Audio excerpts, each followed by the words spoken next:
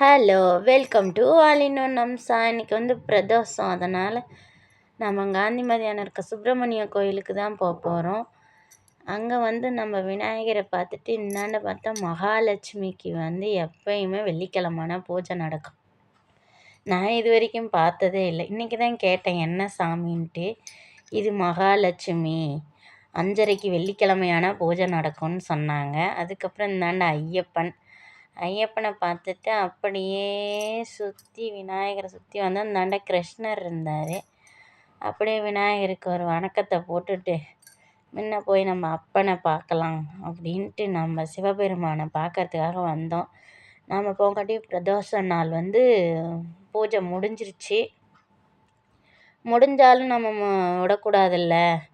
அதனால் நாம் இருந்து சிவன் பெருமானை பாட்டு பாடி நம்ம சிவனை ஓம் நம சிவாய ஓம் நம சிவாய ஓம் நம சிவாயன்னு சொல்லி நம்ம சிவனை பார்த்து தரிசித்து அர்ச்சனை பண்ண பூ கொடுத்தாங்க. அப்புறம் பிரசாதம் கொடுத்தாங்க. அதுக்கப்புறம் வாங்கிக்கிட்டு நாம் அப்படியே கோயிலை இப்படி அப்பனை பார்த்துட்டு மகனை பார்க்காம வந்தால் எப்படி ஆகிறது? சிறப்பு அலங்காரம் பண்ணி நந்தி மேலே சிவன் பார்வதி சிலை வச்சுருந்தாங்க. அதை அப்படியே பார்த்து முடித்து சாமியை கும்பிட்டுட்டு அப்படியே சுப்பிரமணிய பார்க்க போகலாம் அப்படின்ட்டு அப்படியே இந்தாண்ட வந்தேன். இந்தாண்ட நாயன்மார்கள் மாத பூஜையாம். இது எப்போவும் நடக்கிறது தான். நிறையா வாட்டி நான் பார்த்துருக்கேன்.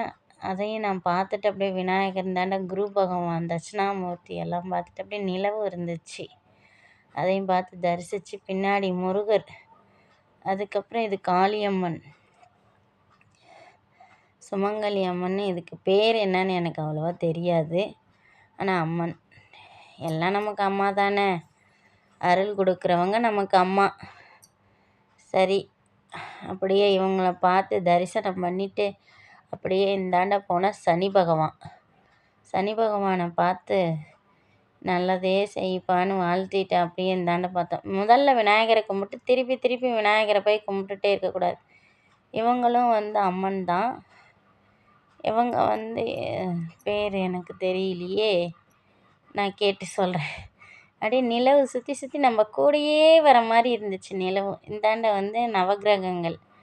நவகிரகங்களை போய் ஒரு சுற்றிட்டு அப்படியே சாமியை கும்பிட்டு அப்படியே இந்தாண்ட அப்பனை பார்க்க போகலாம் அப்படின்னு நம்ம முருகப்பெருமானை பார்க்கலாம் அப்படின்னு சொல்லி அங்கே முருகனை பார்த்துட்டு இருந்தேன்.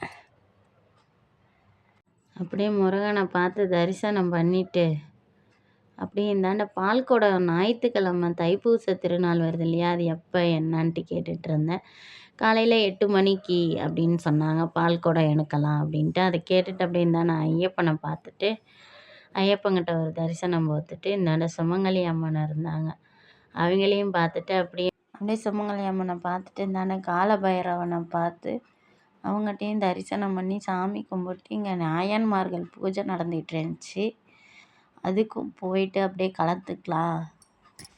கலந்துக்கலாம் அப்படின்ட்டு அங்கே போனோம். அங்கே எல்லாத்துக்கும் பூஜை முடித்து பிரசாதம் கொடுத்துட்டு இருந்தாங்க. இவங்க நாயன்மார்கள்.